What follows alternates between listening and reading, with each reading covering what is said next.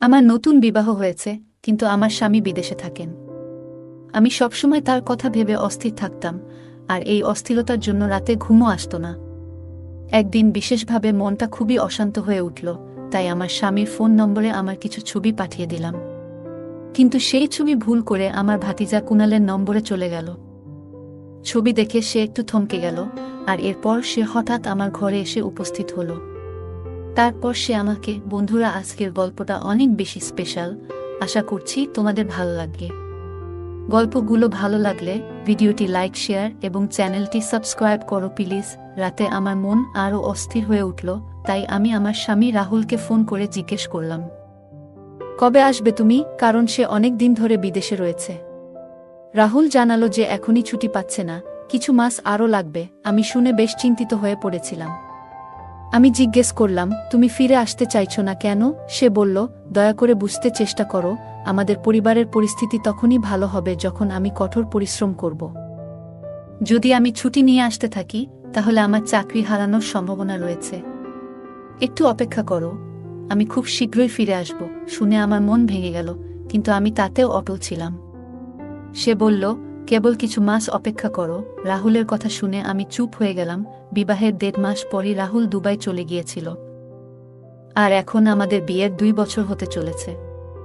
আমি অপেক্ষা করতে করতে পাগল হয়ে যাচ্ছিলাম। নতুন বিয়ে উপভোগ করার যে সব স্বপ্ন দেখেছিলাম, সবই ভেঙে গেছে।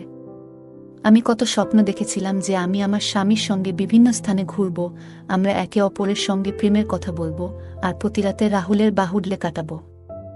কিন্তু সব স্বপ্ন কাচের মতো ভেঙে চুরমার হয়ে গেছে।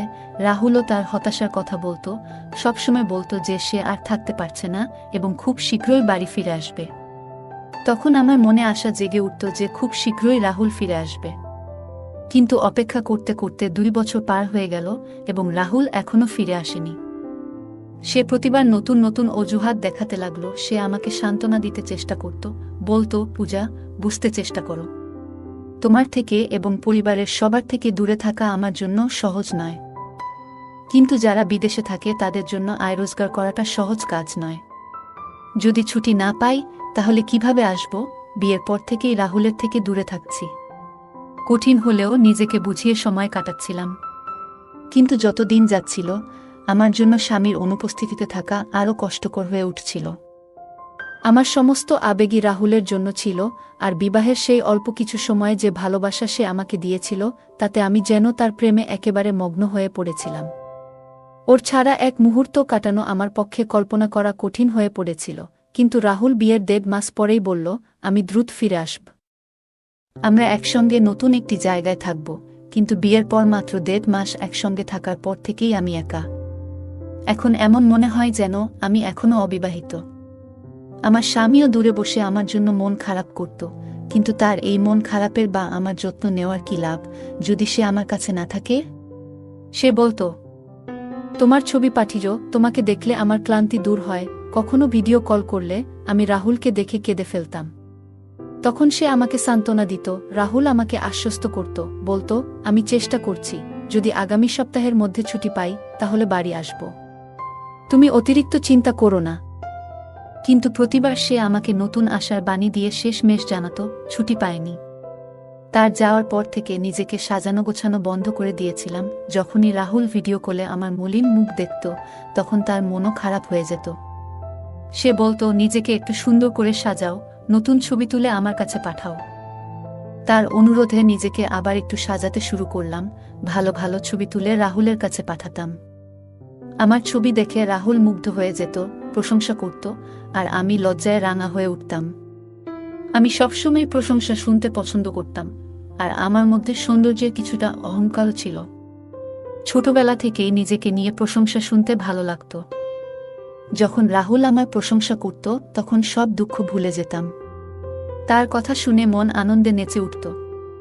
তবে আমার শাশুড়ি আমার এই পরিবর্তনটা সহজভাবে নেননি।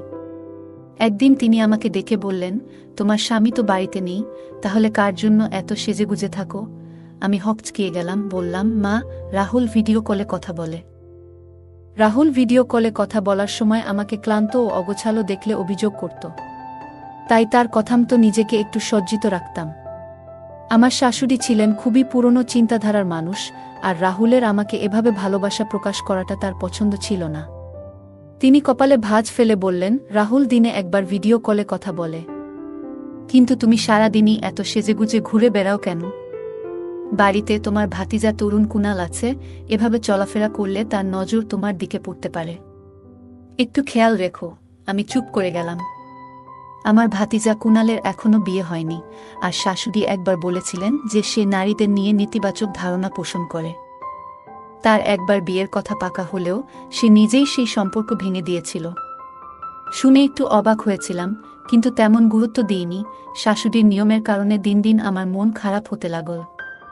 যখনই রাহুলের ফোন আসতো, আমি কাঁদতাম আর বলতাম, তোমার মা এখন আমার সাজগোজের উপরও নিয়ন্ত্রণ চাপিয়ে দিয়েছেন। রাহুল আমাকে শান্ত করার চেষ্টা করত, বলতো, এ নিয়ে ভাবো না, মা যা বলছেন ঠিকই বলছেন। তুমি আমার স্ত্রী, আমার উপস্থিতিতে সাজগোজ করলে ভালো লাগে। বাড়িতে আমার ছোট ভাতিজা রয়েছে, তাই এই বিষয়ে একটু খেয়াল রাখলে ভালো হয়। তুমি তো জানি সে এখানে থেকেই বড় হয়েছে। রাহুলের কথাগুলো শুনে আমার মন খারাপ হয়েছিল। এমন মনে হলো যেন সেও আমার উপর পুরোপুরি ভরসা করতে পারছে না। আমি ছিলাম একজন সুন্দরী মেয়ে, সাজলে আরও সুন্দর লাগত। সত্যি বলতে আমার কুনাল মাঝে মাঝে আমাকে নজরে রাখত, আর আমার শাশুড়িরও একটা ভয় ছিল যাতে স্বামীর অনুপস্থিতিতে আমি কোনো ভুল পথে না যাই। কারণ আমি ছিলাম এক তরুণী, নতুন বিবাহিতা। বিয়ের পর স্বামীর সঙ্গ পাওয়াটা একজন মেয়ের স্বাভাবিক চাহিদা। কিন্তু যখন স্বামী সেই চাহিদা পূরণ করতে না পারে, তখন অনেক সময় মনে নানা রকমের ভাবনা আসতে পারে। সম্ভবত এ কারণেই আমার শাশুড়ির মনে এমন ভয় কাজ করছিল। বিয়ের পর নিজেকে গুছিয়ে রাখতাম, তবে এখন শাশুড়ি আপত্তি জানাতেন। স্বামীকে জানালে সেও বলতো, মা ঠিকই বলেছেন। আমি রাহুলকে বোঝাতাম যে আমাকে অন্তত নিজের মতো করে সাজগোজ করতে দিক, যাতে আমি প্রাণ খুলে জীবনটা উপভোগ করতে পারি। কিন্তু রাহুলও এতে রাজি হতো না। আমি যেন নিজের মধ্যে বয়সের ভার অনুভব করতে শুরু করলাম।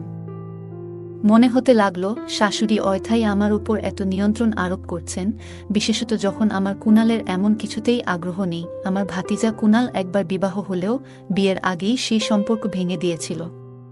শাশুড়ি বলেছিলেন মেয়েটি ছিল খুবই সুন্দরী, কিন্তু আমার কুনাল কেন জানি না তার সঙ্গে সম্পর্ক চালিয়ে যেতে পারেনি। সে ছিল শান্ত স্বভাবের, নিজের মতো থাকত। প্রতিদিন সকালে বাড়ি থেকে বের হতো আর রাতে ফিরে নিজের ঘরেই থাকত।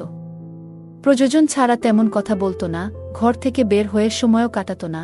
এখন আমারও মনে হতে লাগলো হয়তো ওর কোনো ব্যক্তিগত শারীরিক সীমাবদ্ধতা রয়েছে, যার জন্য সে আর বিয়ে করার চেষ্টা করেনি। হয়তো এটাই ভালো, যাতে আরেকটি মেয়ের জীবন ক্ষতিগ্রস্ত না হয়।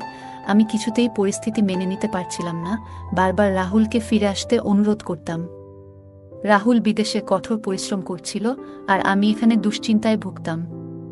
কষ্টে বলতাম, রাহুল, এবার ফিরে আসো, আমার ধৈর্য ফুরিয়ে আসছে। রাহুল বলতো, আর একটু ধৈর্য ধরো, টাকা জমাচ্ছি যাতে ফিরে এসে আমাদের কোনো অসুবিধা না হয়। শাশুড়ির মানা করার পর সাজগোজ বন্ধ করেছিলাম, কিন্তু রাতে রাহুলের কথা মনে পড়ত। বিছানায় শুয়ে তার বাহুতে ঘুমানোর আকাঙ্ক্ষা জাগত। অতিরিক্ত কষ্ট পেলে স্নানে যেতাম, নিজের ছবি তুলতাম এবং নিজেকে দেখে ভালো লাগত। এভাবে চলতে চলতে আমি কখন যে ভেতরে ভেতরে দুর্বল হয়ে পড়েছি তা নিজেই বুঝিনি। এখন বেশিরভাগ সময় একা থাকলে নিজেকে ব্যস্ত রাখার জন্য নানাভাবে ছবি তুলতাম। আস্তে আস্তে এই অভ্যাসটা এমন পর্যায়ে পৌঁছে গিয়েছিল যে আমার পক্ষে এটি নিয়ন্ত্রণ করা কঠিন হয়ে পড়ছিল। একদিন আবেগের মুহূর্তে এমন কিছু করে ফেললাম যা সাধারণত কেউ সহজে করেন না। মনে হচ্ছিল রাহুল আমার সৌন্দর্যকে মুগ্ধ হয়ে দেখুক, এই আকাঙ্ক্ষাই আমাকে বিচলিত করছিল। নিজের সিদ্ধান্তগুলো নিয়ে ভাবার সময় পাইনি, আর এই ছোট্ট পদক্ষেপেই আমার জীবনে বড় পরিবর্তন আসতে শুরু করল। আমার শাশুড়ি সবসময় আমার দিকে কৌতূহলভরা নজরে তাকিয়ে থাকতেন। বেশিরভাগ সময় আমি নিজ ঘরে কিংবা একা থাকলে তার চোখে কিছুটা সন্দেহ ফুটে উঠত। মাঝে মাঝে তিনি কিছু প্রশ্ন করতেন, আর মুখের অভিব্যক্তিতে যেন মনের ভাব প্রকাশ পেত। একদিন হঠাৎ আমার মোবাইল নষ্ট হয়ে গেল, আর আমি খুবই চিন্তায় পড়ে গেলাম। ছবি তোলার যে নতুন শখ আমার মধ্যে জন্মেছিল সেটা যেন আমার নিত্যদিনের সঙ্গী হয়ে গিয়েছিল। মোবাইল ঠিক করানোর জন্য দোকানে দিতে হতো, আর তাতে আমার কিছু ব্যক্তিগত ছবি ছিল। যদি কেউ দেখে ফেলত তাহলে বড় বিপদে পড়তে হতো। রাহুল একদিন শাশুড়ির ফোনে কল করেছিল, আর সেই সুযোগে আমি মোবাইল নষ্ট হয়ে যাওয়ার বিষয়টা জানালাম।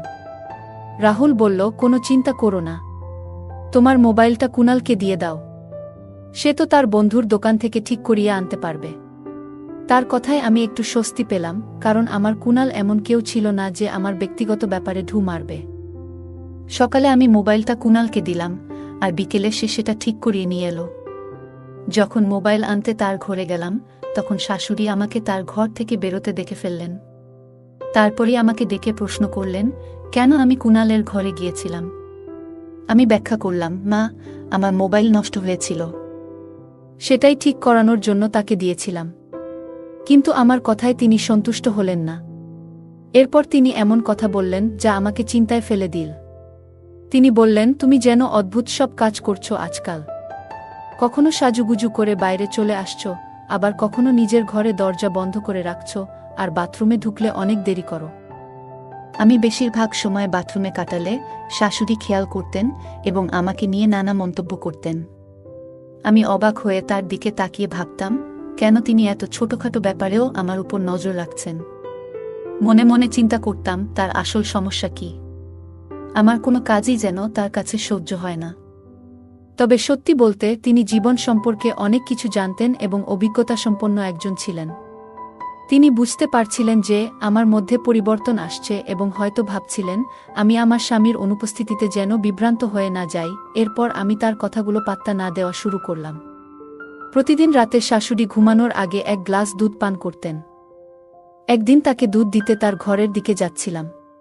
দরজার কাছে পৌঁছে হঠাৎ ভেতরে কথা শোনা গেল এবং অবাক হয়ে শুনলাম যে আমার নামও আলোচনা হচ্ছিল। আমি চুপ করে দরজার বাইরে দাঁড়িয়ে থাকলাম। ভেতরে শাশুড়ি আর কুনাল দরজা বন্ধ করে গোপনে কথা বলছিলেন, আর তাদের কথাগুলো শুনে আমি স্তব্ধ হয়ে গেলাম। মনে হচ্ছিল তাদের কথাগুলো ভীষণ বিস্ময়কর ও অপ্রত্যাশিত ছিল। কিছুক্ষণের জন্য আমার ইচ্ছে হলো ভেতরে ঢুকে কথা বলি, তবে মিথ্যে ঝামেলা বাড়াতে চাইনি। আমি খুব চিন্তিত হয়ে নিজের ঘরে এসে মাথা ধরে বসে পড়লাম।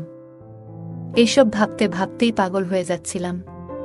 আমি সবসময় আমার কুনালকে সোজাসাপটা একজন মানুষ মনে করতাম, কিন্তু আমি জানতাম না তার মধ্যে এমন কিছু ভাবনা থাকতে পারে। লজ্জায় আমার অবস্থা খারাপ হয়ে যাচ্ছিল, স্বামীকে এসব জানাতে লজ্জা লাগছিল, রাতটা পুরোপুরি টেনশনে কেটেছিল। ঘুম না আসায় মোবাইলটা হাতে নিয়ে নিজের একটা ছবি দেখতে লাগলাম। মনে হঠাৎ খেয়াল এলো, এই ছবিটা আমার স্বামীকে পাঠাই। পরের মুহূর্তেই একটা সুন্দর আমার স্বামী রাহুলের নম্বরে পাঠিয়ে দিলাম। কিন্তু পরক্ষণেই বুক ধক করে উঠল, কারণ ভুলবশত ছবিটা আমার ভাতিজা কুনালের নম্বরে পাঠিয়ে ফেলেছিলাম। সময় দেখলাম রাত তখন 2টা। ভাবলাম এই সময় নিশ্চয়ই আমার কুনাল ঘুমিয়ে আছে, কিন্তু সকাল পর্যন্ত অপেক্ষা করতে পারবো না। যদি সে জেগে ওঠে আর ছবিটা দেখে ফেলে, তবে তার সামনে চোখ তুলতে পারবো না। ছবি এমন কিছু ছিল না যা অন্য কেউ দেখলে ভালো লাগতো। আমার কিছুই বুঝে উঠতে পারছিলাম না কি করব। ঘরে পায়চারি করতে লাগলাম, চিন্তা করতে করতে মাথা কাজ করা বন্ধ করে দিচ্ছিল। আমার মনে তখন একটাই ভয়, যদি সেই ছবিটা আমার কুনালের ফোনে থেকে যায়, তবে একেবারে অপ্রস্তুত পরিস্থিতি তৈরি হবে। যদিও নিজের ফোন থেকে আমি ছবিটা ডিলিট করে দিয়েছিলাম, কিন্তু এই প্রযুক্তির যুগে ডিলিট করা ছবি আবারও দেখা যেতে পারে। ভাবলাম কুনালের ঘরে গিয়ে সরাসরি তার ফোন থেকে ছবিটা মুছে ফেলা যায় কিনা। তবে এমন কিছু করলে হয়তো সে আমাকে ভুলভাবে দেখবে। তবু সাহস করে ঘর থেকে বাইরে তাকালাম। পুরো বাড়িতে তখন এক অদ্ভুত নিস্তব্ধতা। সবাই নিজ নিজ ঘরে নিশ্চিন্তে ঘুমিয়ে আছে, আর আমার মন পুরোপুরি অশান্ত। কুনালের ফোন থেকে ছবি ডিলিট না করা পর্যন্ত যেন মনে শান্তি পাচ্ছিলাম না। অবশেষে ধীরে ধীরে পায়ে হেঁটে কুনালের ঘরের দিকে এগোলাম। বুকটা ভয় আর উৎকণ্ঠায় জোরে জোরে ধুকপুক করছিল। যদি শাশুড়ি বা শ্বশুর আমাকে এভাবে দেখে ফেলে, তাহলে সন্দেহ করবে। নিঃশব্দে পা ফেলে কুনালের ঘরের দরজার কাছে পৌঁছলাম। ঘরটা ছিল অন্ধকার। কুনাল নিশ্চিন্তে বিছানায় ঘুমিয়ে আছে। আমি আস্তে আস্তে পায়ের শব্দ না করে বিছানার পাশে গিয়ে দাঁড়ালাম। ভাগ্যক্রমে তার মোবাইলটা হাতের কাছে ছিল। হাতে নিয়ে দেখলাম ফোনে ফিঙ্গারপ্রিন্ট লক দেওয়া। তখন হঠাৎ কুনালের দিকে তাকিয়ে কি করব তা ভেবে অবাক হয়ে দাঁড়িয়ে রইলাম। আমি ভেবেছিলাম একটু চেষ্টা করলে হয়তো কুনালের ফোনের লকটা খুলতে পারব। গভীর ঘুমে থাকা কুনালের আঙুলটা ফোনের স্ক্রিনে লাগাতেই সঙ্গে সঙ্গে লক খুলে গেল। দ্রুত ছবি মুছে ফেলার জন্য ফোনের গ্যালারি খুললাম। কিন্তু গ্যালারি খুলতেই আমার মাথায় যেন বজ্রপাত হল। কারণ সেখানে শুধু ওই একটি ছবি নয়, আরও অনেকগুলো ছবি।